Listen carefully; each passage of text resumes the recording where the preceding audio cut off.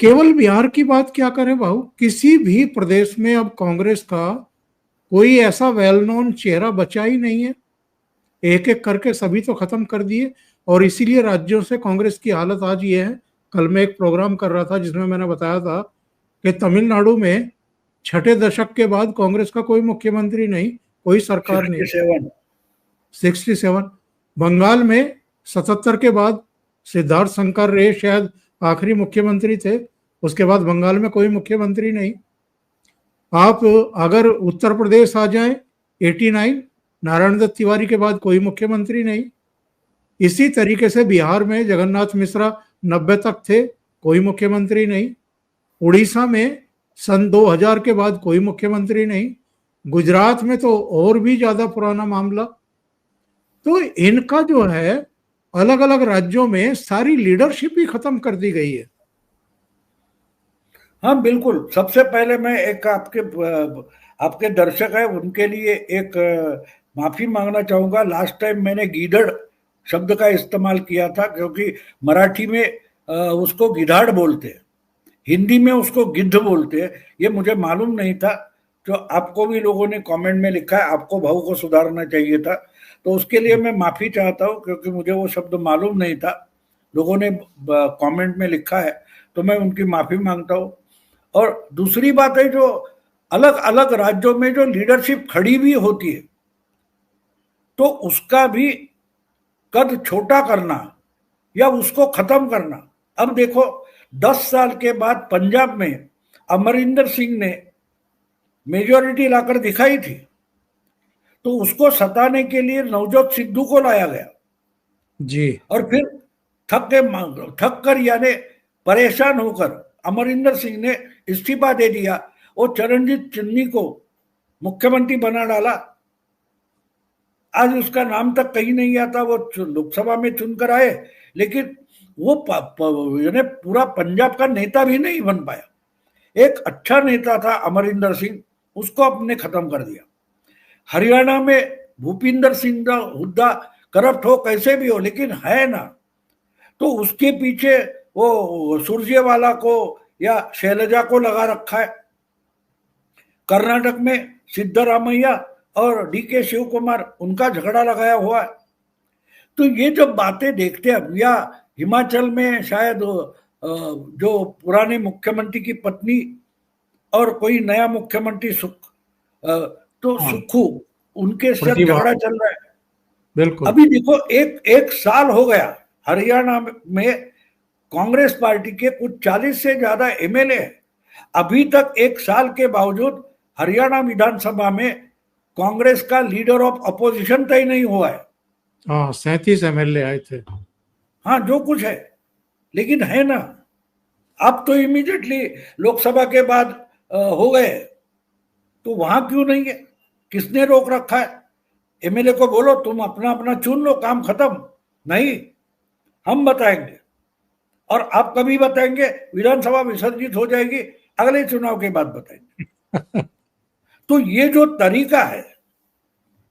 तरीका है ना, कि राहुल गांधी के लिए कांग्रेस पार्टी 140 साल पुरानी पार्टी है, एक मजाक बन गया, खिलौना बन गया। अब वोट चोरी का खिलौना चल रहा था, अब वोट चोरी के बाद अचानक जैन जी नाम का खिलौना मिल गया, तो जैन जी रास्ते पर आ जाओ। अब जैन जी क्या, इनको पता नहीं।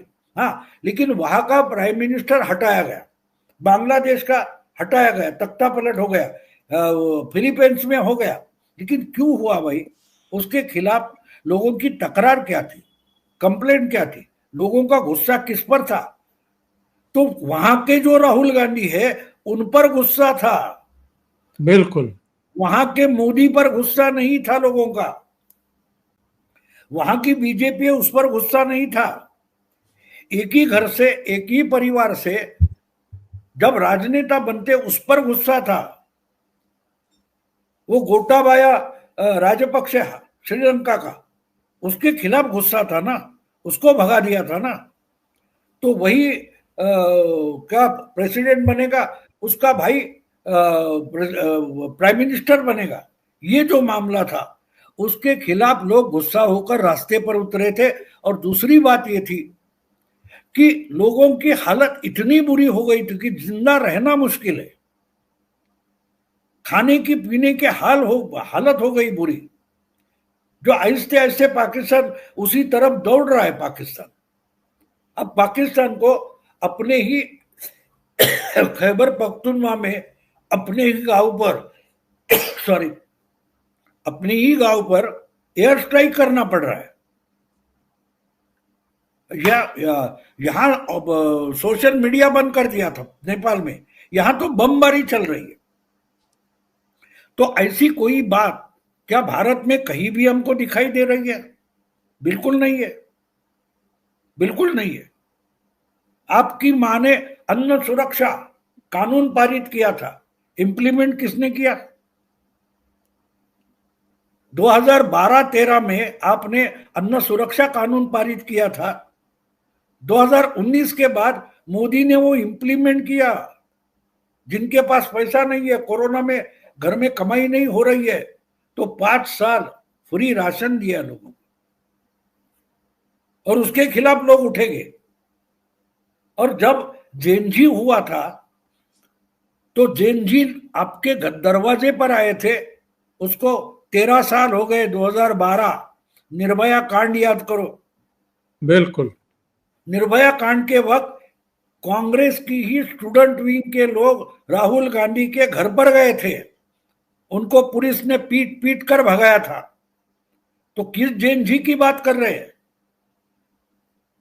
इनको जेएनजी पता है क्या है?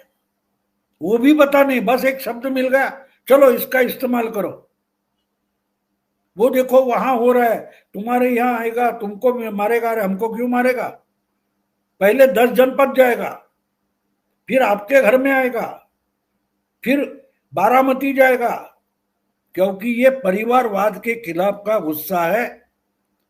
तो फिलीपाइंस हो, श्रीलंका हो या नेपाल हो, हर जगह नेपो किड्स ऐसा माना जाता है। नेपो किड्स यानी जो राजनेता है, बड़े बड़े अफसर है, उनके ही बच्चे चयन करेंगे और हम भूखे मरेंगे, ये जनता को मंजूर नहीं है। और वो जनता भूखी ना मरे, उसकी चिंता करने वाला है, उसको लोग पीटेंगे। ये कल्पना कितनी अजीब है, आप सोचो।